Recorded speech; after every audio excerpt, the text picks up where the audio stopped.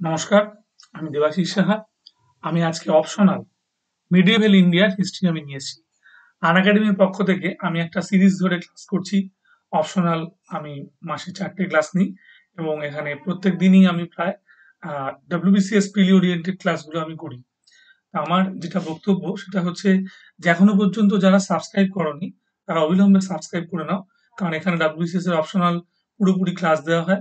অপশনালের সঙ্গে সঙ্গে আমাদের ক্লাস দেওয়া হয় এখানে WBCS প্রিলি এবং মেইন এর ক্লাস সঙ্গে সঙ্গে পিএসসি মিসেলিনিয়াস আইসিডিএস এগুলোরও কিন্তু আমাদের ক্লাস দেওয়া হয়। সুতরাং আর দেরি নয়, তোমরা সরাসরি ভর্তি হয়ে যাও এবং ভর্তি হয়ে গিয়ে ক্লাসগুলোকে এনজয় করো। ক্লিয়ার? সামনে আমাদের পরীক্ষা। ঠিক আছে, এপ্রিল মাসে আমাদের হবে WBCS এর মেইন। যারা এবার পরীক্ষার্থীরা পাস করেছো প্রিলিমিনারি তারা অবিলম্বে আমাদের এই মেইনের জন্য অপশনাল পেপারটা তৈরি করে নাও। এই ৪ মাসে আমার মনে হয় যথেষ্ট ভালোভাবেই তোমাদের তৈরি হবে। যাই হোক, আমি একটু আমার পরিচয় একটু দিচ্ছি, তোমরা একটু দেখে নাও। এখানে দেখো, আমি Debashis Saha sir, DSS sir. ঠিক আছে? এখানে আমার 10% ডিসকাউন্ট। ক্লিয়ার? যদি তুমি আমার এই রেফারেল কোডটা ইউজ করো তাহলে তুমি 10% ডিসকাউন্ট পাবে। ক্লিয়ার? সুতরাং আর দেরি নয়, তুমি এই কোডটা ইউজ করে 10% ডিসকাউন্ট নিয়ে নাও।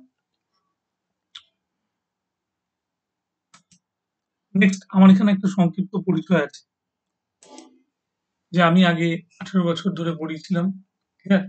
এবং তার একটা পুরনো পড়ানো অভিজ্ঞতা রয়েছে এবং সেই অভিজ্ঞতার ভিত্তিতে আমি আনএকাডেমিতে পড়াচ্ছি। আমি খুব ভাগ্যবান যে আনএকাডেমি আমাদের এই সুযোগটা দিয়েছে যে বহু ছাত্রের কাছে পৌঁছে যাওয়া আর পশ্চিমবঙ্গের সমস্ত স্টুডেন্টের কাছে পৌঁছে যাওয়া আমাদের এই ক্লাসগুলোর মাধ্যমে। ক্লিয়ার? Thank you Unacademy. যাক, আজকে আমি আমার একটু চ্যাপ্টার শুরু করছি। চ্যাপ্টার যেটা আমি শুরু করব সেটা একটু বলে দিই, মিডিয়েভাল ইন্ডিয়া। এবং মিডিয়েভাল ইন্ডিয়া খুব গুরুত্বপূর্ণ দুটো প্রশ্ন আজকে আমি আলোচনা করব। একটা হচ্ছে আলাউদ্দিন খলজি, তার আমাদের মার্কেট কন্ট্রোল সিস্টেম বা তার ইকোনমিক, তার পলিসি। ক্লিয়ার? এই একটা কোশ্চেন্স। এবং আরেকটা কোশ্চেন হচ্ছে আমাদের জিয়াউদ্দিন বার্নি। ক্লিয়ার? জিয়াউদ্দিন বার্নির হিস্টোগ্রাফি, মানে অ্যাজ এ হিস্টোরিয়ান জিয়াউদ্দিন বার্নির কি ভূমিকা ছিল। দুটো কোশ্চেন আমাদের একটু আলোচনা করতে হবে এবং দুটো কোশ্চেনই তোমরা একটু মনোযোগ দিয়ে শুনবে। ক্লিয়ার? তাহলে আমি একটু স্লাইড শো করছি, তোমরা ভালো করে একটু দেখো।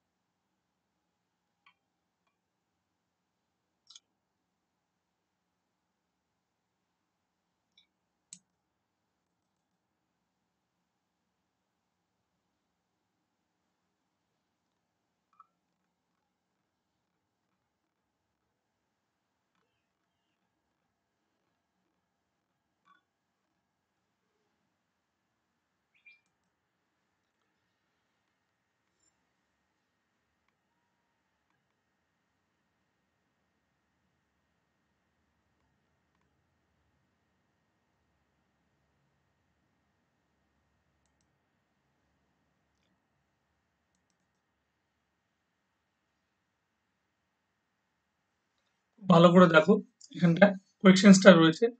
Do you think that it was the welfare of the people and not the military necessity that promote Alauddin Khilji to introduce his market control policy?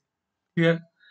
এবং এই সঙ্গে কোশ্চেনটাকে আবার এভাবেও দেওয়া যায় যে answer the economic reforms of Alauddin Khalji with special reference to his market control regulations. Clear? Market control regulations. এই কোয়েশ্চেন্সটাকে আমরা একটু ভালোভাবে আলোচনা করে নিতে পারি যে আমরা যদি আলাউদ্দিন খলজির ইকোনমিক পলিসি দেখি, আগে সোর্সটা দেখে নেব। কোন কোন জায়গা থেকে আমরা সোর্সটা পাই। যেমন ধরো, আমরা একটা সোর্স পাই যে জিয়াউদ্দিন বার্নি তারিখি ফিরোজশাহী এবং ফতুয়াই জাহানদারি। জিয়াউদ্দিন বার্নির তারিখি ফিরোজশাহী এবং ফতুয়া জাহানদারি থেকে আমরা একটা বড় সোর্স পাই। নাসিরুদ্দিন চিরাগের নাসিরুদ্দিন চিরাগের আমরা পাই হচ্ছে কি খয়রুল মজলিসি এবং আমির খসরুর, খাজা উনুল ফতুহ, 4টে মূল বই যেখান থেকে আমরা সোর্সটা পাই। প্রশ্নটা হলো আলাউদ্দিন খলজি কেন? আলাউদ্দিন খলজি কেন এই রাস্তায় গেল? তাই তো? আলাউদ্দিন খলজি আমাদের কেন আমাদের এই মার্কেট কন্ট্রোল সিস্টেমে গেল? এটা দেখতে হবে যে আলাউদ্দিন খলজির সময় প্রচুর যুদ্ধ বিগ্রহ ঘটতো এবং যুদ্ধ বিগ্রহগুলো ঘটার জন্য দরকার হতো কি সৈনিক। এবং সৈনিক কেন সে পার্টিসিপেট করবে? কারণ সৈনিক পার্টিসিপেট করলেই তার মৃত্যু অনিবার্য হতে পারে যুদ্ধে। ক্লিয়ার? সেই জন্য উনি দেখলেন যে সৈনিকদের আকৃষ্ট করার উপায় হচ্ছে একটাই, সেটা হচ্ছে বেতন বৃদ্ধি করা। হ্যাঁ? আমাদের 234 টঙ্কা পার অ্যানাম, 234 টঙ্কা পার অ্যানাম উনি দিলেন এবং এই 234 টাকা পার অ্যানামের জন্য অশ্বরী বাহিনীকে অবশ্যই দিলেন। আমাদের কি করতে আসলো? অনেক সৈনিক, মানে অনেক ব্যক্তি সৈনিকের চাকরি করতে এলো। এখন একটা প্রশ্ন হতে পারে যে আলাউদ্দিন খলজি এই যে টাকা বা এই যে মুদ্রা যে ব্যবস্থাটা করবে তার সোর্স কি? নিশ্চয়ই রেভিনিউ। রেভিনিউ থেকে তার একটা সোর্স আসতে পারে এবং রেভিনিউ ছাড়াও আলাউদ্দিন খলজি আরো একটা জায়গা থেকে তার এই সোর্স বার করবার চেষ্টা করলেন। সেটা কি? যে দরিদ্র মানুষ যারা ভিক্ষুক তাদের একটা অর্থ উপার্জন হয় এবং সেই অর্থ উপার্জন হলে তার কিন্তু হিসেব কিছু আমরা পাই না। তাই তো? সেই হিসেবটা পাওয়ার জন্য তিনি কি করলেন? আমাদের রেশনিং সিস্টেম চালু করলেন। যে রেশনিং সিস্টেমে বলা হলো যে মাথাপিছু পরিমাণ লোক একটা বিধিবদ্ধ উপায়ে মাথাপিছু পরিমাণ দ্রব্য একটা নির্দিষ্ট দোকান থেকে ক্রয় করতে পারবে এবং সেখানে সবচেয়ে ভালো সবচেয়ে ভালো যে খাদ্যদ্রব্যগুলো ছিল, ঠিক আছে? সেগুলো আমাদের ওখানে কি হলো? কম দামে বিক্রি করা হলো। চিপ, খুব কম দামে। এবং একই সঙ্গে আমি বলি, শুধু কম দামেই বিক্রি নয়, আমাদের যে পোর্শন গুলো, মানে ধরুন বাতি, অন্ধকার হয়ে গেল, রাত্রিবেলা বাতি জ্বালানো হতো, সেই বাতিগুলো কিন্তু কি হলো? আমাদের কম দামে বিক্রি হতে শুরু করলো। এইভাবে কি আসতে আরম্ভ করলো? আমাদের আহ আলাউদ্দিন খলজি নিত্য প্রয়োজনীয় দ্রব্যগুলোকে একটা জিনিসপত্রের দামে বেঁধে দিয়ে আমাদের কি করলেন? আহ জনকল্যাণ ঠিক বলবো না, অর্থ আমাদের আবার রাজকোষে তুলে নিলেন। ক্লিয়ার? এবং উনি দেখেছিলেন যে বিভিন্ন ব্যবসায়ীরা দামে এবং ওজনে ঠকায়। তাই তো? এবং তিনি খুব কঠোর নিয়ন্ত্রণ করে মার্কেট কন্ট্রোল সিস্টেম সিলাই, তাই তো? সিলাই মার্কেট কন্ট্রোল সিস্টেম করে উনি কি করলেন? প্রত্যেকটা দোকান থেকে উনি জিনিসপত্রের দাম বেঁধে দিলেন। ক্লিয়ার? এবং বেঁধে দিয়ে উনি কি করলেন? নির্দিষ্ট পরিমাণ দাম এবং যে ওজনের কম দেওয়া থাকতো সেই বাটখারাগুলোতে, সেই ওজনগুলোতে কি করা হতো? সেই পরিমাণ সীসা ঢেলে দেওয়া হতো। তখন ওজনটা কি হতো? আবার আগের জায়গায় ফিরে আসতো এবং কঠোর শাস্তি দিতেন যারা এরকমভাবে মানুষকে ঠকাতো। ক্লিয়ার? এইভাবে আমাদের শুরু হলো আলাউদ্দিন খলজির একটা ইকোনমিক রিফর্মস। এবার এই নিয়ে ঐতিহাসিকদের অনেক রকম মত আছে। যেমন আমাদের কে.এস. লাল, কিশোরী শরণ লাল এর উপর অনেক ভিত্তি করে অনেক তথ্য দিয়েছেন। কিশোরী শরণ লালের পরে আমাদের তথ্য দিয়েছেন আমাদের ইউ.এন. দে, ক্লিয়ার? তারপরে বি.পি. সাক্সেনা, বেনারসি প্রসাদ সাক্সেনা। তা আমি একটা কথা বলে রাখি যে কোটেশন দিতেই হবে এমন কোনো ব্যাপার নেই। ঠিক যদি আমরা মনে রাখতে পারি তাহলেই দেব। আর নচেৎ ঐতিহাসিকদের মতে করে আমরা লিখতে পারি। তাহলে এই উত্তর শুরু করবার আগে আমি যা বিস্তারিত বিবরণটা দিলাম সেটা সম্পর্কে আমি একটু করে আলোচনা করি। দেখো, প্রথমে বলছে আলাউদ্দিন খলজির অর্থনৈতিক সংস্কার সম্পর্কে ইতিহাস রচনার মূল উপাদান অবশ্যই সমকালীন লেখক জিয়াউদ্দিন বার্নি, তারিক-ই ফিরোজ শাহী ও ফতুয়াই জাহানদারি। ক্লিয়ার? মনে থাকবে এটা? এছাড়া নাসিরুদ্দিন চিরাগের খয়ের-উল মজলিসি ও আমির খসরুর খাজা-ইনুল ফতুহ থেকেও প্রয়োজনীয় তথ্য পাওয়া যায়। বেশ, বার্নির তথ্য থেকে জানা যায় আলাউদ্দিনের প্রশাসন ছিল একান্তভাবে সামরিক স্বেচ্ছাতন্ত্রের উপর নির্ভরশীল। বিশেষত ১৩০৩ সালে চিতোর জয়ের পর মালিক তারঘির নেতৃত্বে যে মঙ্গোল আক্রমণ ঘটে সেটি সুলতানের প্রশাসনিক চিন্তাকে প্রভাবিত করেছিল। ক্লিয়ার? নেক্সট, দেখা যাচ্ছে যে আলাউদ্দিন খলজির সময় আমাদের কি হতো? প্রচুর পরিমাণে মঙ্গোল আক্রমণ হতো। এবং মঙ্গোল আক্রমণ প্রতিহত করতে গেলে কি হয়? আমাদের সৈন্য ক্ষয় হয় এবং সেইখানে সৈনিকের দরকার এবং সেখানে বেতন বাড়ানোর দরকার। শুধু এই ক্ষেত্রেই নয়, আমি আরো কয়েকটা জায়গায় আলোচনা করব যে প্রচুর যুদ্ধ বিগ্রহ কিন্তু আলাউদ্দিন খলজির সময় হয়েছিল। Maximum soldiers, maximum time wars and maximum times হচ্ছে আমাদের মঙ্গল ইনভেশন। এই তিনটেই ঘটেছিল কার সময়? আলাউদ্দিন খলজির সময়। হলো। বার্নির তথ্য থেকে জানা যায় আলাউদ্দিনের প্রশাসন ছিল একান্তভাবে সামরিক স্বেচ্ছাতন্ত্রের উপর নির্ভরশীল। ঠিক আছে? বিশেষত ১৩০৩ সালে চিত্তর জয়ের পর মালিক তার্কির নেতৃত্বে যে মঙ্গল আক্রমণ ঘটে সেটি সুলতানের প্রশাসনিক চিন্তাকে প্রভাবিত করেছিল। তাই সাম্রাজ্যের নিরাপত্তা ও সংহতির জন্য সুলতানকে বিশাল সৈন্যবাহিনী রাখতে হয়। ক্লিয়ার? কি বললাম? সুলতানের প্রশাসনিক চিন্তাকে প্রভাবিত করেছিল যখন, তাই সাম্রাজ্যের নিরাপত্তা ও সংহিতার জন্য সুলতানকে বিশাল সৈন্যবাহিনী রাখতে হয়। এই সংখ্যা ছিল প্রায় ৫ লক্ষের মতো। ক্লিয়ার? কি বলছে? এই সৈন্য সংখ্যা প্রায় ৫ লক্ষের মতো ছিল। এছাড়া ফেরিস্তার মতে আলাউদ্দিনের আমলাতন্ত্রের প্রশাসন ছিল জনবহুল। ঠিক আমলাতন্ত্র যেটা গড়ে উঠেছিল আলাউদ্দিনের সময় সেটাও খুব জনবহুল ছিল এবং সুলতান প্রায় ৫০,০০০ ক্রীতদাস রেখেছিলেন। সুলতানের আন্ডারে কত ক্রীতদাস ছিল? 50,000 ক্রীতদাস ছিলেন। এই সময় সুলতান তার সৈন্যদের ২৩৪ টঙ্কা হারে যে নগদ বেতন দিতেন সেটি সমসাময়িক আর্থিক অবস্থার তুলনায় অবশ্যই বেশি ছিল। ক্লিয়ার? ঠিক। কারণ আমরা যখন দেখি শাহজাহানের সময় শাহজাহান যা বেতন দিয়েছে ২৪০ টঙ্কা, তার থেকে সেই সময় আলাউদ্দিন খিলজি কিন্তু অনেক বেশি বেতনে দিয়েছেন সেই যুগের নিরিখে। ১৩০০ যদি আমি ১৬ ধরি আর আমি যদি ধরি 1656, ঠিক আছে? ৩৪০ বছরের ব্যবধানে এই টাকাটা অনেক। হলো। সুলতান সৈন্যদের ২৩৪ টাকা হারে যে নগদ বেতন দিতেন সেটি সমসাময়িক আর্থিক অবস্থার তুলনায় অবশ্যই বেশি ছিল। বার্নির বলেন যে আলাউদ্দিনের পক্ষে প্রশাসনিক ব্যয়ভার বৃদ্ধি সম্ভব ছিল না। ক্লিয়ার? বার্নির বলেন যে আলাউদ্দিনের পক্ষে প্রশাসনিক ব্যয়ভার বৃদ্ধি সম্ভব ছিল না।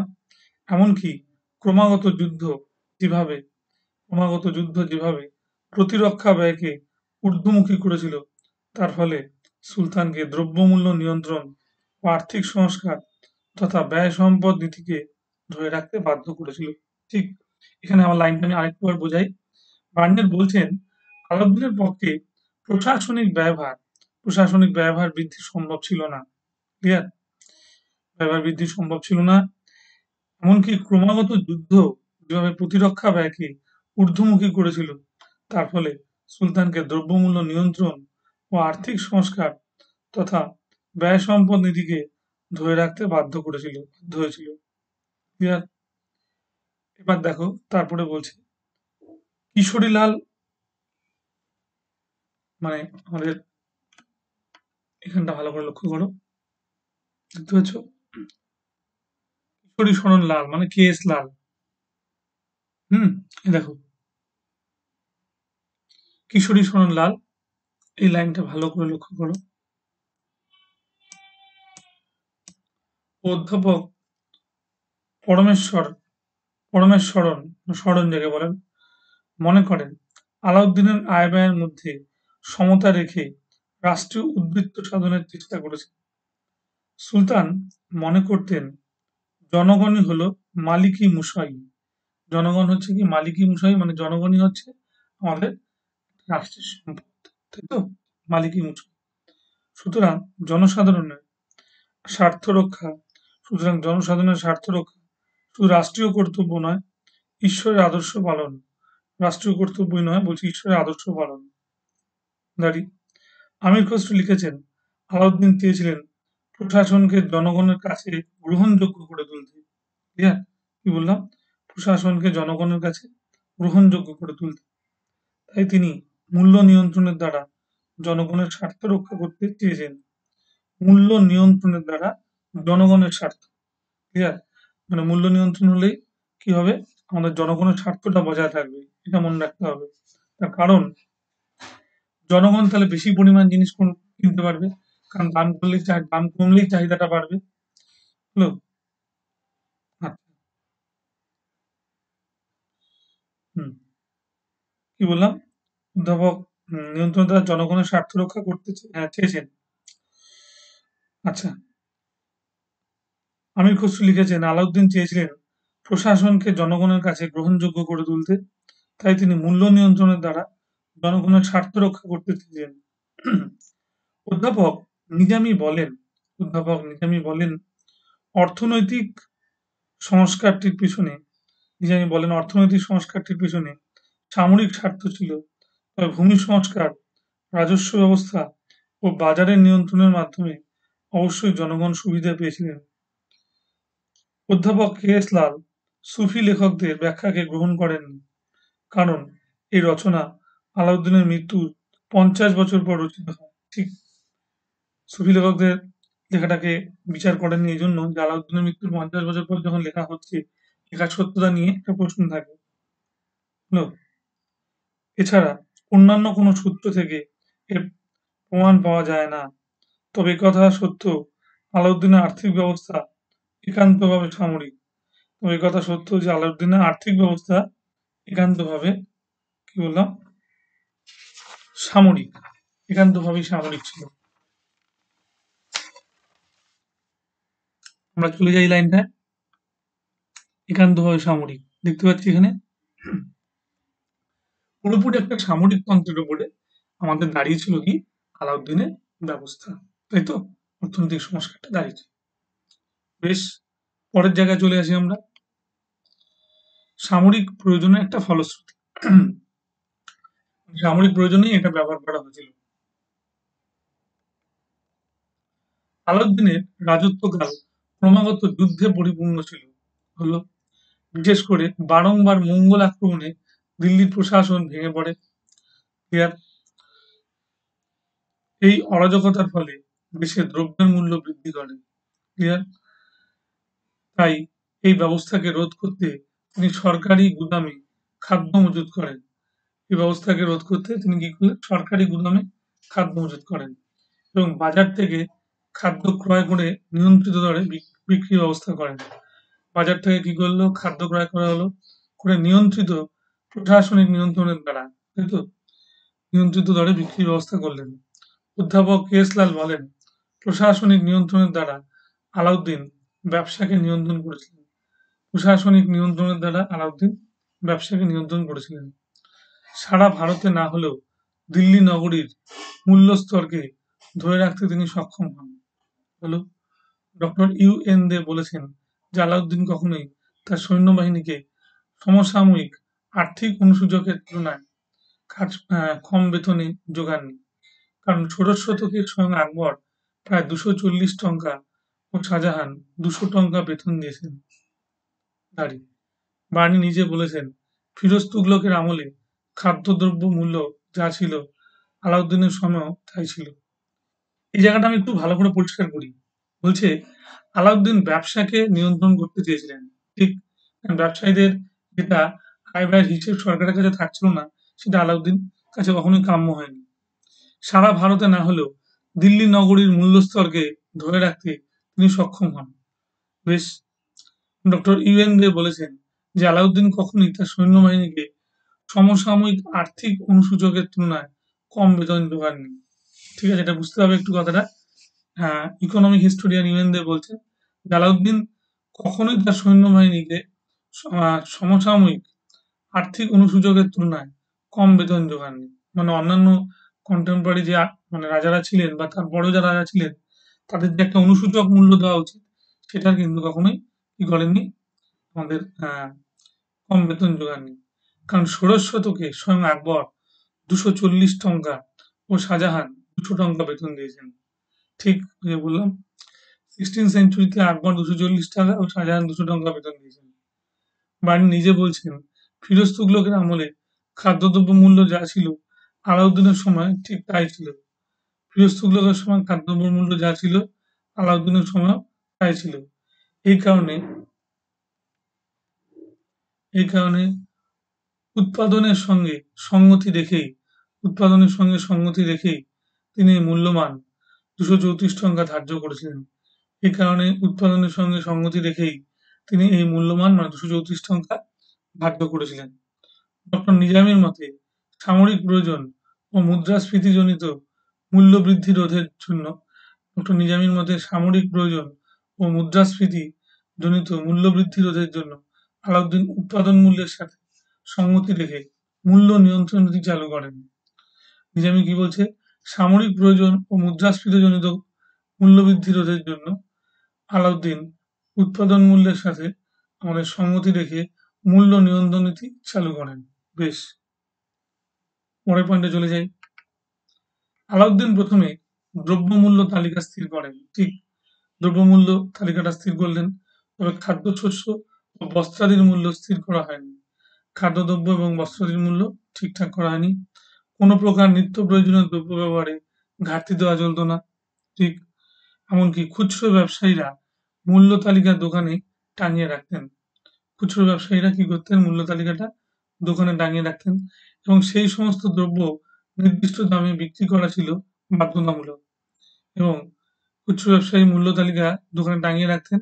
সেই সমস্ত দ্রব্য সেই সমস্ত দ্রব্যগুলো একটা নির্দিষ্ট দামে বিক্রি করা ছিল বাধ্যতামূলক। যে বললাম যে কোনো জিনিসের দাম চড়িয়ে দেওয়া যাবে না, একদম ঠিকঠাক দামে বিক্রি করতে হবে, বাধ্যতামূলক। বাজার ব্যবস্থার প্রধান ছিলেন সাহানি মান্ডি। মার্কেট কন্ট্রোলে যিনি হেড ছিলেন তিনি হচ্ছেন সাহানি মান্ডি। মনে থাকবে? বেশ। সাধারণ বাজারে তিনি মালিক কাফুরকে বসান। যে বললাম মার্কেট কন্ট্রোল সিস্টেমে আমাদের দিওয়ানি মুস্তাখারাজ বলে একটা পদ ছিল, ক্লিয়ার? সেই পদে তিনি প্রথম বসান কাকে? মালিক কাফুরকে বসান। তিনি মূল্য নিয়ন্ত্রণকে দৃঢ় ভিত্তির উপর প্রতিষ্ঠা করেছিলেন। মূল্য নিয়ন্ত্রণকে দৃঢ় ভিত্তির উপর প্রতিষ্ঠা করেছিলেন। মনে থাকবে যে মূল্য নিয়ন্ত্রণটা হতো সেটা একটা স্পেসিফিক জায়গার উপর দাঁড়িয়ে ছিল। বার্নি আলাউদ্দিনের মূল্য নিয়ন্ত্রণের 4টি কারণ নির্দেশ করেছিলেন, তাই তো?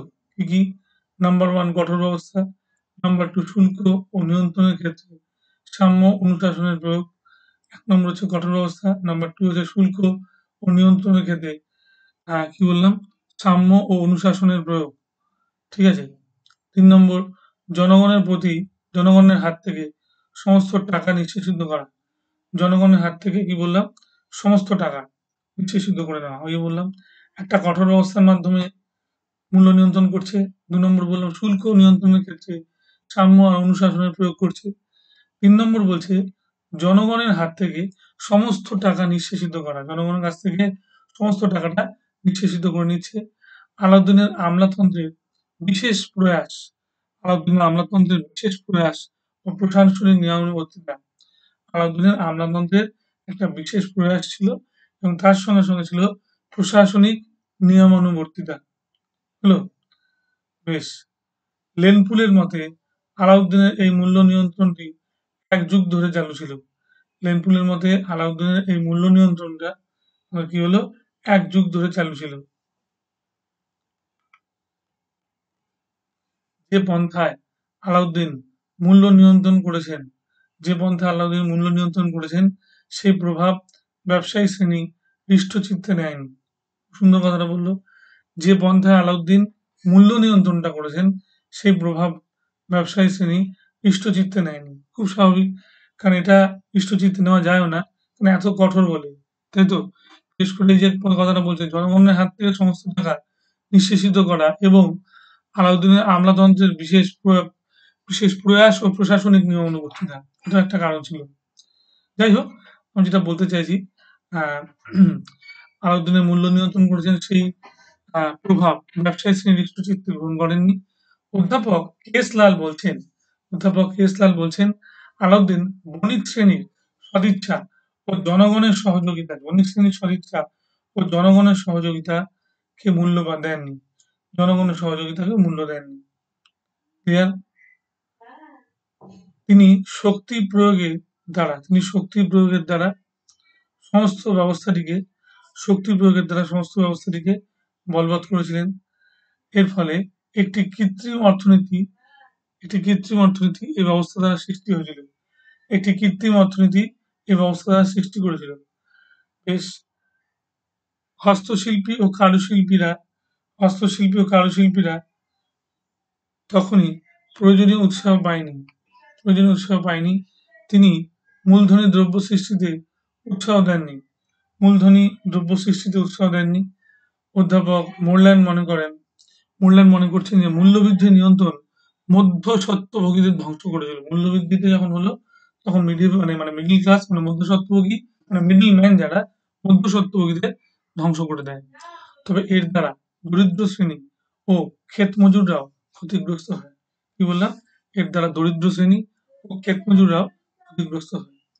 অধ্যাপক সতীশচন্দ্র বলেন এ বিষয়ে যথার্থই বলছেন যে হিন্দু ও মুসলমান উভয় শ্রেণীর বণিকরা হয়তো এই নিয়ন্ত্রণের বিরুদ্ধে সোচ্চার হয়েছিলেন। ঠিক আছে? বলছে হিন্দু মুসলমান মিলে আমাদের যে উভয় শ্রেণীর যে বণিকরা ছিল তারা এই নিয়ন্ত্রণের বিরুদ্ধে সোচ্চার হয়েছিলেন। কিন্তু কেবল সৈন্যবাহিনী নয়, সকল শ্রেণীর নাগরিক খাদ্যশস্য ও অন্যান্য দ্রব্যের সমস্ত সস্তা মূল্যের জন্য কি হলো? উপকৃত হয়নি। ঠিক আছে? অধ্যাপক সতীশচন্দ্র বলছেন কি? এই বিষয়ে যথার্থই বলছেন, হিন্দু ও মুসলমান উভয় শ্রেণীর বণিকরা হয়তো এই নিয়ন্ত্রণের বিরুদ্ধে সোচ্চার হয়েছিল। কিন্তু কেবল সেনাবাহিনী নয়, সকল শ্রেণীর নাগরিক খাদ্যশস্য ও অন্যান্য দ্রব্যের সস্তা মূল্যের জন্য উপকৃত হয়েছিল। সস্তা মূল্যের জন্য উপকৃত হয়েছিল। বেশ। অধ্যাপক ইউএন দে অবশ্য মনে করেন আলাউদ্দিনের আর্থিক ব্যবস্থাটি পরবর্তীকালে শেরশাহ ও আকবর গ্রহণ করেছে। অধ্যাপক ইউএন দে কি মনে করছেন যে আলাউদ্দিনের আর্থিক ব্যবস্থাটি পরবর্তীকালে শেরশাহ ও আকবর গ্রহণ করেছিল। হলো ঐতিহাসিক লেনপুল আলাউদ্দিনের বলছে কি ডিয়ারিং পলিটিক্যাল ইকোনমিস্ট হচ্ছে লেনপুল আলাউদ্দিনকে বলছেন ও আখ্যা দিয়েছিলেন আধুনিক গবেষণায় প্রকাশ পায় সুলতানের বাজার নিয়ন্ত্রণ কঠোর হলেও বছরে ব্যবসায়ীদের সুলতান 20 লক্ষ টাকা পর্যন্ত ভর্তুকি দিয়েছেন। বছরে ব্যবসায়ীদের সুলতান কত টাকা দিয়েছেন? 20 লক্ষ টাকা পর্যন্ত ভর্তুকি দিয়েছেন। বলা বাহুল্য বিষয়টিকে তিনি আর্থিক প্রশাসনের দুর্বলতা হিসেবে চিহ্নিত করা যায়। ঠিক আছে? আর্থিক প্রশাসনের এটা একটা দুর্বলতা দাঁড়িয়ে। অধ্যাপক লেনপুল আরো বলছেন যে তিনি ধনীকে বঞ্চিত করে আমাদের গরিবকে লালন করেছেন। ঠিক ধনীকে বঞ্চিত করে গরিবকে লালন করেছেন। অধ্যাপক শরণ সুলতানের এই ব্যবস্থাকে কি বলেছেন?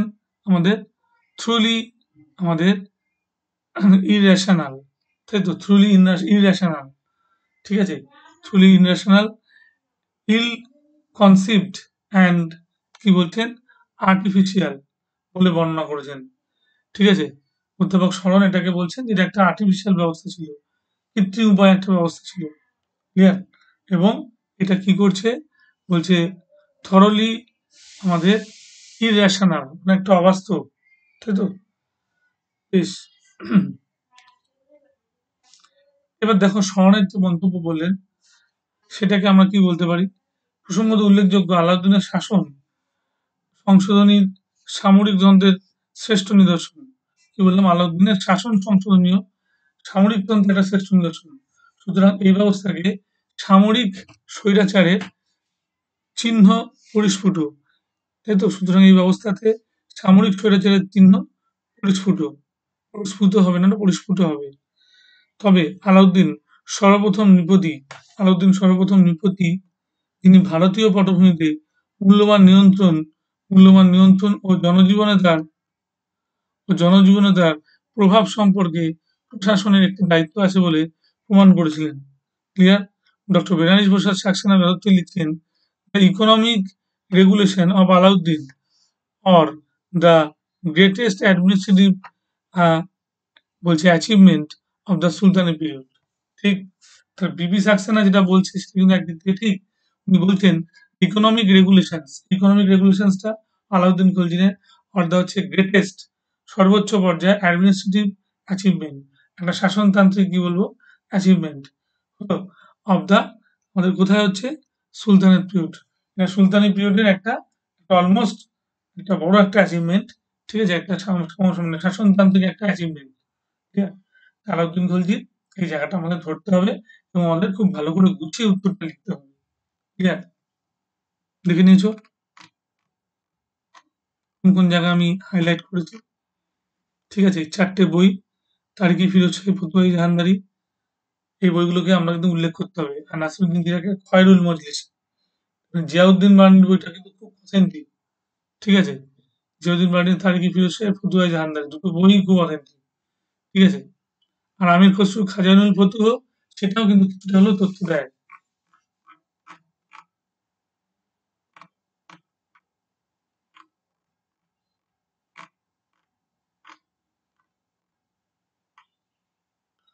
এবার আমি বলবো evaluate Ziauddin Barni as a historian. তাই তো? জিয়াউদ্দিন বার্নিকে আমরা কোন সেন্সে হিস্টোরিয়ান বলতে পারি? তাই তো? দেখা যাক, আমরা ভালো করে বুঝে নিই। জিয়াউদ্দিন বার্নি হিস্ট্রির এমন একটা পার্টের অংশ, মানে উনি ঐতিহাসিক। উনি এমনভাবে চিন্তা ভাবনা করেছিলেন, তার ঐতিহাসিক চিন্তা এমনভাবে একটা খাতে বয়েছিল, যেটা মানুষ, কি বলবো, আহ, গ্রহণযোগ্য করে নিতে পারে। এবং ইনি মনে করতেন যে হিস্টোরিয়ান ক্রাফটস, ঐতিহাসিকের কাজ কি? সত্যি কথাটা বলা। সত্যি কথাটা বলার জন্য উনি চেয়েছিলেন তার সমস্ত কাজগুলো করতে। ক্লিয়ার? এবং উনি এখানে একটা দীর্ঘ ইতিহাস লিখেছিলেন।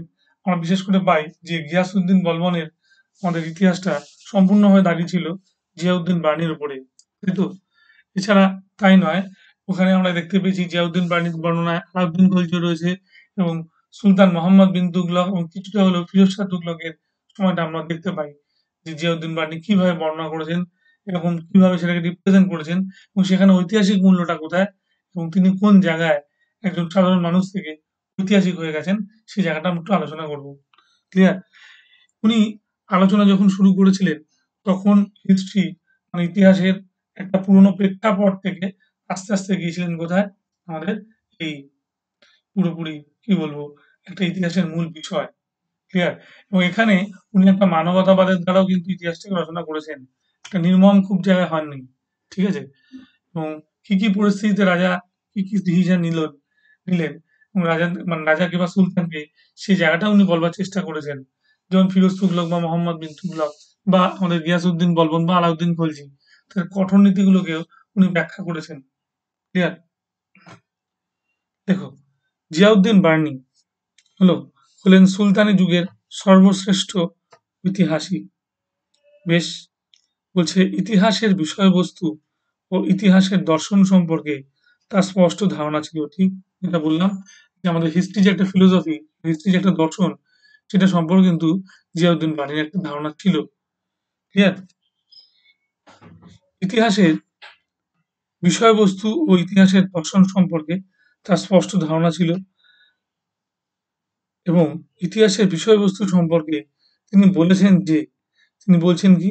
তিনি বলেছেন যে ইতিহাসের রাজা ও অভিজাততন্ত্রের পরিচয় দেয়। ইতিহাসের রাজা ও অভিজাততন্ত্রের পরিচয় দেয়। ঠিক আছে? আইন, আইন, শাসন, আইন, শাসন ও সরকারি নিয়মবিধির কথা জানায়। সরকারি নিয়মবিধির কথা জানায়, এবং শাসকরা ঐতিহ্য, শাসকরা ইতিহাস থেকে শিক্ষা নিতে পারেন। শাসকরা ইতিহাস থেকে শিক্ষা নিতে পারেন। হলো? বেশ, ইতিহাসের ধর্মই হলো সত্যানুসন্ধানী, অর্থাৎ সত্যকে প্রকাশ করা। তারিক-ই ফিরোজ শাহী, তারিক-ই ফিরোজ শাহী মুখবন্ধে বার্নি তার ইতিহাস দর্শন ব্যাখ্যা করেছেন। ঠিক আছে? মধ্যযুগের উলেমা সম্প্রদায়ের ভুক্ত ঐতিহাসিকরা কোরআনকে সব জ্ঞানের উৎস বলে সব জ্ঞানের উৎস বলে ধরে নিয়েছিলেন। ঠিক আছে? কি হলো? মধ্যযুগের উলেমা যে সম্প্রদায়টা ছিল, সেই উলেমা সম্প্রদায় ভুক্ত ঐতিহাসিকরা কোরআনকে সব জ্ঞানের উৎস বলে ধরে নিয়েছিলেন। বেশ, কোরআনে বলা হয়েছে যে শক্তিশালী জাতি ও সভ্যতার ইতিহাস পাঠ করে মানুষ মানুষ শিক্ষা লাভ করবে। তাই তো? কি বলছেন? যে শক্তিশালী জাতি ও সভ্যতার ইতিহাস পাঠ করে মানুষ শিক্ষা লাভ করবে। তাই তো? বেশ, মধ্যযুগের আমাদের শিক্ষা ব্যবস্থা ছিল ধর্মকেন্দ্রিক। মধ্যযুগের শিক্ষা ব্যবস্থাটা কি ছিল? একটা রিলিজিয়াস কনসেপ্ট, ধর্মকেন্দ্রিক। বার্নি ইতিহাস রচনায় ধর্মের ভাষা, ভঙ্গি ও বাগধারা ব্যবহার করেছেন। ধর্মের ভাষা, ভঙ্গি ও বাগধারা ব্যবহার করেছেন। বার্নির দৃষ্টিতে ইতিহাস হলো মানুষের সামগ্রিক জীবনের, কি বলছে, উত্থান পতন। ঠিক কথা, একদম ঠিক কথা, যে সামরিক জীবনে একটা উত্থান পতন হলো, মানুষের সামগ্রিক জীবনের উত্থান পতন। আচ্ছা, এখান থেকে একটু আলোচনা করতে হয়। তিনি লিখেছেন যে মহাপুরুষের মহাপুরুষের জীবনের ঘাত প্রতিঘাত থেকেই মহাপুরুষের জীবনে একটা ঘাত প্রতিঘাত থেকেই সাধারণ মানুষের সাধারণ মানুষের জীবন যুদ্ধে লড়াই করার মনোবল লাভ করে। ঠিক আছে? জীবন যুদ্ধে লড়াই করার আহ, মনোবল লাভ করে। বেশ, বাণী ইতিহাস দর্শনের দুটি প্রধান বৈশিষ্ট্য লক্ষ্য করা যায়। বাণী ইতিহাস দর্শনের দুটি প্রধান বৈশিষ্ট্য লক্ষ্য করা যায়। তিনি বলেছেন যে ইতিহাসের ভিত্তি হলো সত্য। ঐতিহাসিক সঠিকভাবেই সত্যকে প্রকাশ করবেন। ঐতিহাসিক কি বলছেন? সঠিকভাবেই সত্যকে প্রকাশ করবেন। অতিরঞ্জিত করা হলো কবির কাজ। অতিরঞ্জিত করাটা কার কাজ? কবির কাজ। হলো ঐতিহাসিক ভুল কথা লিখলে তার ইতিহাস পরিত্যক্ত হবে। বলছে ঐতিহাসিক যদি ভুল কথা লেখেন তার ইতিহাসটা কি হয়ে যাবে? পরিত্যক্ত হবে। ঠিক আছে? মানে এটা মানুষ আর গ্রহণ করবে না। বেশ। হুম। আচ্ছা। এবং তিনি মর্যাদা হারাবেন। খুব স্বাভাবিক। পরিত্যক্ত হয়ে গেলে তার ইতিহাসে আর মর্যাদা থাকবে না। বাণীর ইতিহাস চর্চার দ্বিতীয় প্রধান বৈশিষ্ট্য হলো বাণী ইতিহাস চর্চার দ্বিতীয় প্রধান বৈশিষ্ট্য হলো তিনি মনে করেন ইতিহাসের সঙ্গে হাদিসের নিকট হাদিসের নিকট সম্বন্ধ আছে। উনি মনে করতেন কি দেখা ধর্মীয় গ্রন্থের সঙ্গে ইতিহাসের লিঙ্ক করালো। বাণী ইতিহাস চর্চার দ্বিতীয় প্রধান বৈশিষ্ট্য বাণীর ইতিহাস চর্চার তৃতীয় প্রধান বৈশিষ্ট্য হলো তিনি মনে করতেন ইতিহাসের সঙ্গে হাদিসের নিকট সম্পর্ক রয়েছে। ক্লিয়ার? বাণীর ইতিহাস চিন্তা ছিল ধর্ম নির্ভর। বাণীর ইতিহাস চিন্তাটা কিসের উপর ছিল? ধর্মের উপর নির্ভর ছিল। ক্লিয়ার? ধর্ম নির্ভর। অধ্যাপক অধ্যাপক কে নিজামী মনে করেন যে বাণীর ইতিহাস চিন্তা ধর্ম নির্ভর ছিল না। বাণীর ইতিহাস চিন্তাটা কখনোই ধর্ম নির্ভর ছিল না আবার। ঠিক আছে? ইতিহাস চর্চা ও হাদিস চর্চার পদ্ধতিগত মিলনের জন্য তিনি হাদিসের কথা উল্লেখ করেছেন। ঠিক আছে? ইতিহাস চর্চা ও হাদিস চর্চার পদ্ধতিগত মিলনের জন্য উনি কি বলছেন? যে হাদিসের কথা উল্লেখ করেছেন। তার মানে কিন্তু উনি ধর্মীয় একটা ব্যাপারের মধ্যে ইনভলভ নন। তুর্ক আফগান যুগে ভারতের ইতিহাস রচনার অন্যতম প্রধান সূত্র ছিল তারিখি ফিরোজ শাহী। ক্লিয়ার? তুর্ক আফগান যুগে ভারতের ইতিহাস রচনার অন্যতম প্রধান সূত্র ছিল তারিখি ফিরোজ শাহী, যেটা 1358 সালে আমাদের লেখা হয় নামক একটি প্রসিদ্ধ গ্রন্থ। কি নাম বললাম? তারিখি ফিরোজ শাহী নামক একটি প্রসিদ্ধ গ্রন্থ। এই গ্রন্থটির রচয়িতা ছিলেন প্রখ্যাত ঐতিহাসিক জিয়াউদ্দিন বানী। ক্লিয়ার? কি বললাম? তারিখি ফিরোজ শাহী দিয়ে শুরু করছি। জিয়াউদ্দিন বানী তুর্কিস্তানের ওরিয়াদ পরিবারে তার জন্ম হয়। তিনি তুগলক বংশীয় সুলতান মোহাম্মদ বিন তুগলকের আমলে উচ্চ পদে আসীন ছিলেন। ফলে সমকালীন রাজনৈতিক, অর্থনৈতিক ও সাংস্কৃতিক জীবন তার সম্বন্ধে তার রচিত গ্রন্থের মূল্য অপরিসীম। ক্লিয়ার? কেন হলো? সমকালীন রাজনৈতিক, অর্থনৈতিক ও সাংস্কৃতিক জীবনের সঙ্গে তার কি ছিল? একটা ওতপ্রোত সম্পর্ক ছিল। তার রচিত গ্রন্থের মূল্য অপরিসীম। এবং যেহেতু উনি একটা মানে একটা বড় জায়গা সেক্টরে চাকরি করতেন, সেই জন্য তার ইচ্ছা তার এখানে তার মতগুলোকে উনি প্রকাশ করতে পেরেছিলেন। হলো? আচ্ছা। তার সৎ ও নির্ভীক ইতিহাস চেতনা সম্পর্কে শামসুল হক এই মন্তব্য করেন যে Barni can claim Barni can claim Barni claim can claim কি বললাম? Barni can claim superiority to many a historian of the Middle Ages in বলছে having made of the scope of his book uh, widest and most বলছে comprehensive as well as his fearlessness in the বলছে truth and আমাদের condemning the action of great men when necessary. Clear? বোঝা গেল যে ব্যাখ্যা উনি করলেন শামসুল হক কিভাবে জিয়াউদ্দিন বানী মানুষের কাছে প্রাসঙ্গিক হয়ে উঠছেন।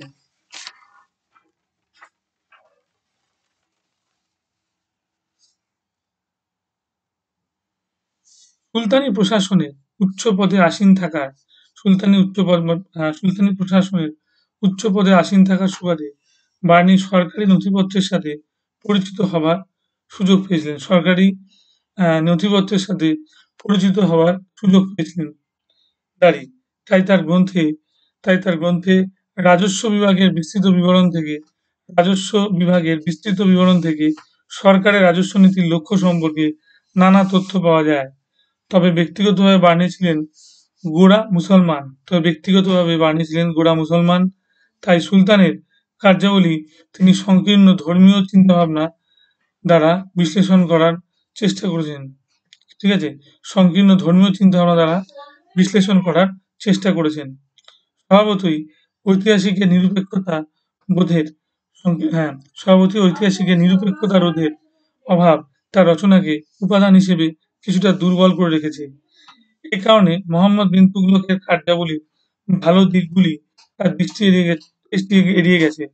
বার্নির লেখা আর বার্নির লেখা আরো একটি বিখ্যাত গ্রন্থ হলো ফুতুয়াই জাহানদারি। এইসব গ্রন্থের লেখক সুলতানের শাসননীতি বিশ্লেষণ করেছেন। ঠিক আছে? এবং দাস বংশের শাসন ব্যবস্থার সাথে তুগলক বংশের আমল পর্যন্ত শাসনতান্ত্রিক রাজনীতির গভীর বিশ্লেষণ এই গ্রন্থে পাওয়া যায়। আবার অন্যদিকে নিজের পৃষ্ঠপোষকদের নিজের পৃষ্ঠপোষকদের সৎ সমালোচনা করতেও তিনি দ্বিধা করতে পারেননি। এই কারণে পরবর্তীকালের ঐতিহাসিক ফেরিস্তা বার্নির বিরুদ্ধে সমালোচনা করেছেন। কি বললাম? এই কারণে পরবর্তীকালে ঐতিহাসিক ফেরিস্তা কি করছে? বার্নির নিরপেক্ষ বার্নির বিরূপ সমালোচনা করেছেন। ঐতিহাসিক হেনরি এলিয়ট বার্নিকে পক্ষপাত দুষ্ট ইতিহাস বলে উল্লেখ করেছেন। হেনরি এলিয়ট কাকে বলছেন? বার্নিকে পক্ষপাত দুষ্ট ইতিহাসবিদ বলে উল্লেখ করেছেন। ঠিক আছে? জিয়াউদ্দিন বার্নি ছিলেন আদ্যপ্রান্ত একজন অভিজাত ব্যক্তি। তার পরিবার ছিল ৩ প্রজন্ম ধর্মে ইলবাড়ি তুর্কি খলজি ও তুগলকের অধীনে তোমার কর্মরত ছিলেন। ঠিক আছে? জিয়াউদ্দিন বার্নি কি বলছে? আদ্যপ্রান্ত একজন অভিজাত ব্যক্তি ছিলেন। তার পরিবার কি ছিল? ৩ প্রজন্ম মানে ৩টে জেনারেশন ধরে ইলবাড়ি তুর্কি খলজি ও তুগলকের অধীনে কাজ করেছিলেন। ঠিক আছে? বেশ, তার মানে জিয়াউদ্দিন বার্নির বাবা মানে কি করেছিল? খলজিদের সঙ্গে কাজ করেছিল। তাই তো? আচ্ছা। আর তুগলকদের অধীনে কর্মরত ছিলেন মানে মোহাম্মদ বিন তুগলক ও ফিরোজ শাহ তুগলক ২ তুগলকের সময়ই জিয়াউদ্দিন বার্নি ছিলেন। রাজপরিবারের সাথে ছিল তার আত্মিক যোগ। রাজপরিবারের সাথে ছিল তার আত্মিক যোগ। তাই লেখক হিসেবে তাই লেখক হিসেবেও তিনি তার শ্রেণী চরিত্রের বাইরে বেরিয়ে আসতে পারেননি। হলো সুলতানি রাজনীতির টানাপোড়েন ও তার রচনার উপর প্রভাব ফেলেছিল। মোহাম্মদ বিন তুগলকের সভাসদ ও মোহাম্মদ বিন তুগলকের সভাসদ ও হিসেবে তিনি প্রায় ২ দশক কর্মরত ছিলেন। সভাপণ্ডিত সভাপণ্ডিত ও প্রাজ্ঞ মানুষ হিসেবে সুলতান তার প্রশংসাও করতেন। সভাপণ্ডিত ও প্রাজ্ঞ মানুষ, জ্ঞানী মানুষ হিসেবে সুলতান তাকে যথেষ্ট প্রশংসাও করতেন। বার্নির উত্থান প্রতিষ্ঠা ও সুলতানের মূল উদ্দেশ্য ছিল মোহাম্মদ বিন তুগলক। কিন্তু তথাপি মোহাম্মদ বিন তুগলকের সার্বিক প্রশংসা করতে পারেননি। এজন্য ঐতিহাসিকের নির্মোহ দৃষ্টিভঙ্গি দায়ী ছিল না। নির্মোহ দৃষ্টিভঙ্গি দায়ী ছিল না। দায়ী ছিল মোহাম্মদ বিন তুগলকের ধর্মনিরপেক্ষ দৃষ্টিভঙ্গি এবং ভণ্ড উলেমাদের প্রতি কঠোর আচরণ। বার্নি সুলতানকে সৎ, নির্ভীক পয়গম্বর যেমন বলেছেন, তেমনি অধার্মিক, হঠকারী, নৃশংস বলতেও তিনি দ্বিধা করেননি। এজন্য অনেকেই বার্নির ভাগ্য বিপর্যয় ও তার মননের উপর রাজনৈতিক প্রতিক্রিয়াকে দায়ী করেছেন। বেশ, ফিরোজ তুগলকের আমলে রাজনৈতিক টানাপোড়েনে তার পদচ্যুতি ঘটে। ফিরোজ তুগলকের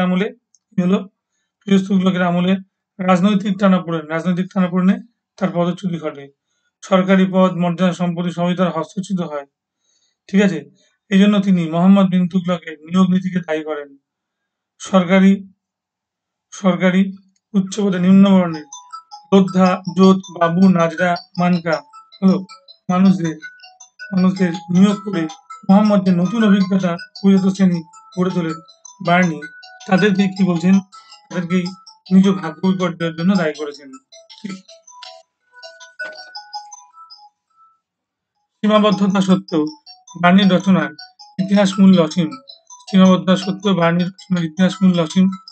ধর্মীয় আনুগত্য থাকলেও তিনি ধর্ম ও ঐতিহ্যকে অতিক্রম করে বাস্তব সত্যের অনুসন্ধান করতে প্রয়াসী হয়েছেন। মুহাম্মদ হাবিবের মতে তিনি শুধু ঘটনার বিবরণের মধ্যে ইতিহাসকে সীমাবদ্ধ রাখেননি, ইতিহাসকে তিনি সমাজের দর্পণ রূপে তুলে ধরতে চেষ্টা করেছেন। আমি আবার বলি, সীমাবদ্ধতা সত্ত্বেও বাণী রচনার ইতিহাস মূল্য কিন্তু কিছু অসীম ছিল। ধর্মীয় আনুগত্য থাকলেও তিনি ধর্ম ও ঐতিহ্যকে অতিক্রম করে বাস্তব সত্যের অনুসন্ধান করতে প্রয়াসী হয়েছেন। ঠিক আছে? মোহাম্মদ হাবিবের মতে তিনি শুধু ঘটনার বিবরণের মধ্যে ইতিহাসকে সীমাবদ্ধ রাখেননি, ইতিহাসকে তিনি সমাজের দর্শন রূপে তুলে ধরে তুলে ধরতে চেষ্টা করেছেন। তিনি কি বললেন? ইতিহাসকে তিনি সমাজের দর্পণ রূপে তুলে ধরতে চেষ্টা করেছেন। ক্লিয়ার হলো এখানটায়? আচ্ছা, এখানে আমি তাহলে পুরোপুরি জিয়াউদ্দিন বার্নি এবং আলাউদ্দিন খলজি দুটো প্রশ্ন আমি আলোচনা করে দিলাম এবং কতখানি লিখতে হবে সে ব্যাপারটা বলে দিলাম। জিয়াউদ্দিন বার্নির এই প্রশ্নটা থাকবে আমাদের 20 নম্বর অথবা 30 নম্বরের, আর আলাউদ্দিন খলজির কোশ্চেনটা থাকবে আমাদের 30 নম্বরের বা কখনো 20 নম্বরেও থাকতে পারে।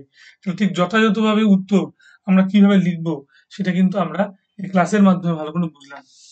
আমাদের পেপার ওয়ানটা কিন্তু আমাদের সবথেকে চাপের, তার কারণ পেপার ওয়ানে আমাদের 12টা কোশ্চেন লিখতে হচ্ছে মাত্র 3 ঘন্টায়, যেটা আগে আমরা অনার্সে 4 ঘন্টা আমরা কি করতাম 5টা কোশ্চেন লিখতাম। এখানে এটা আমাদের কমে আসছে কত সময়টা, আমাদের 3 ঘন্টা লিখতে হচ্ছে আমাদের 12খানা কোশ্চেন। ক্লিয়ার? তাই এখানে জিসটুকু তোমরা দেবে, এখানে যেখানে ইম্পর্টেন্ট সেই জায়গাগুলো তোমরা তুলে ধরবার চেষ্টা করবে। ক্লিয়ার? বেশ, তাহলে আমি আজকে এই পর্যন্ত পড়ালাম তোমাদের। নেক্সট ক্লাস আমি তোমাদের আবার পড়াবো। নেক্সট ক্লাসে হচ্ছে আলোচনা করব ইকতা সিস্টেম, ঠিক আছে, জাগিরদারি ক্রাইসিস, এগুলো নিয়ে আমরা আলোচনা করব। ক্লিয়ার? মোহাম্মদ বিন তুগলক এখনো হয়নি। মিডেভেল ইন্ডিয়ার এটা একটা সেকেন্ড বা থার্ড সিরিজ, ঠিক আছে, এটা আমরা ক্লাসটা কমপ্লিট করলাম। তোমাদের যদি কোনো প্রশ্ন থাকে, কোনো প্রশ্ন অবশ্যই তোমরা প্রশ্ন করতে পারো। যেমন এখানে যে হাইলাইটেড জায়গাগুলো, এই যে সুলতানের কার্যাবলী তিনি সংকীর্ণ ধর্মীয় চিন্তা ভাবনা দ্বারা বিশ্লেষণ করার চেষ্টা করেন, এটা নাও লিখতে পারো তোমরা। এখানটায় বরং বলতে পারো এই যে ফতুয়াই জাহানদারি গ্রন্থে উনি কি বলছেন, পজিটিভ দিকটা দেখানোর চেষ্টা করো সবসময়। যদি তোমাকে বলা হয় critically estimate the Ziauddin Barni as a historian, তাহলে ক্রিটিক্যালি এস্টিমেট করলে তুমি আবার সমালোচনাগুলোর কথা অবশ্যই বলবে। ঠিক আছে? দেখে নাও ভালো করে। আলাউদ্দিন দিয়ে শুরু হয়েছিল, আলাউদ্দিনটা আমরা এইভাবে পরিষ্কার করে করবো। ঠিক আছে? এভাবে উত্তরটা তৈরি করলে আমার মনে হয় না কোনো অসুবিধা থাকবে আমাদের। ক্লিয়ার? তাহলে হলো আমাদের এখানে চ্যাপ্টার আমরা শেষ করলাম। বেশ,